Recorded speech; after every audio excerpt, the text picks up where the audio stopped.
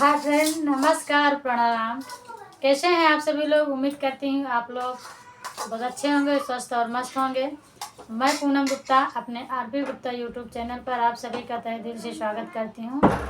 और मैं आज आप सभी के बीच में एक बहुत ही प्यारा सुंदर सा तुलसी विवाह गीत लेकर आई हूँ। गीत अच्छा लगे तो प्लीज़ अपना प्यार दुआ जरूर बनाए रखिएगा। चैनल को जो नया हो चैनल को सब्सक्राइब करिएगा और गीत को पूरा सुनिएगा और कमेंट बॉक्स में ज़रूर बताना कि गीत मेरा कैसा है।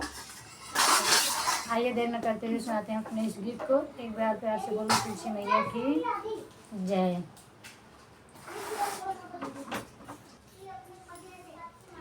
फेरिया लगावई भगवान हो, जकरे अंगना में तुलसी। फेरिया लगावई भगवान हो, जकरे अंगना में तुलसी। वही रे आंगनवा में लक्ष्मी जी का डेरा, वही रे आंगनवा रहे लक्ष्मी जी का डेरा। नित फेरिया लगावई विष्णु भगवान हो, जकरे अंगना में तुलसी। नित फेरिया लगावई विष्णु भगवान हो, जकरे अंगना में तुलसी। फेरिया लगावई भगवान हो, जकरे अंगना में तुलसी। वही रे आंगनवा रहे गौरा जी का डेरा, वही रे आंगनवा रहे गौरा जी का डेरा। नित फेरिया लगावई महाकाल हो, जकरे अंगना में तुलसी। नित फेरिया लगावई महाकाल हो, जकरे अंगना में तुलसी। फेरिया लगावई भगवान हो, जकरे अंगना में तुलसी। फेरिया लगावई भगवान हो, जकरे अंगना में तुलसी। वही रे आंगनवा रहे रिद्धि सिद्धि डेरा, वही रे आंगनवा रहे रिद्धि सिद्धि का डेरा।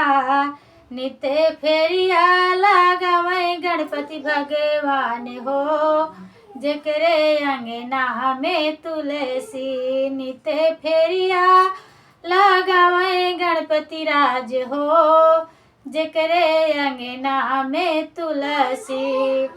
फेरिया लगावई भगवान हो, जकरे अंगना में तुलसी।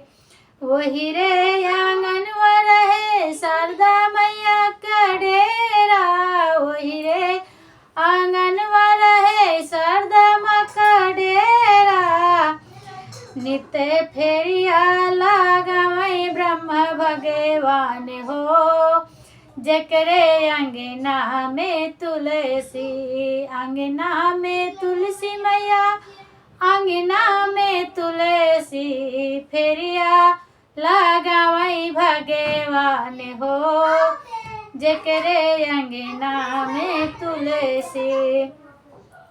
वही रे आंगनवा रहे सीता मैया डेरा, वही रे आंगनवा रहे सीता मैया डेरा। फिर नित फेरिया लगावई राम भगवान हो, जकरे अंगना में तुलसी। नित फेरिया लगावई राम भगवान हो, जकरे अंगना में तुलसी। अंगना में तुलसी मैया, अंगना में तुलसी। फेरिया लगावई भगवान हो, जकरे अंगना में तुलसी। वही रे आंगनवा रहे रुक्मणी जी का डेरा, वही रे आंगनवा रहे रुक्मणी जी का डेरा।